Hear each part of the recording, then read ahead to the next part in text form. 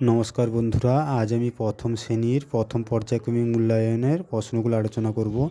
মনিরাম মুন্সি থেকে দিয়েছে। মনিরাম মুন্সি কবিতাটির শেষের দুটো লাইন লিখতে বলেছে। মই দিয়ে সই করে যত হেঁটে চলে সে, তত বেঁটে হয় সে। মাত্রাহীন বর্ণগুলো লিখতে বলেছে। রি, এ, ওই, ও, ঔ, ঙ, ঞ, খণ্ডত, অনুস্বার, বিসর্গ, চন্দ্রবিন্দু।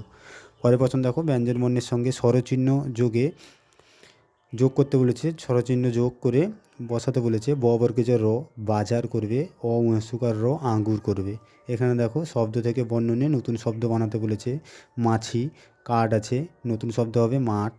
চশমা আছে, ঘুঁটি আছে, কী করব মাটি, ময়াকারটা অস্বীকার মাটি। চৌযোগে দুটি শব্দ লিখতে বলেছে। চৌকি করব, চৌকো করব।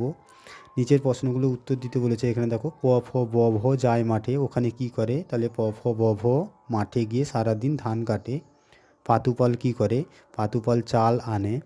নিচের বর্ণগুলি ঠিকভাবে সাজিয়ে অর্থযুক্ত শব্দ গঠন করতে বলেছে। মহস্যিকার দন্তন্য আকার আ আছে, শব্দ করবে আঙিনা। ঠিক আছে।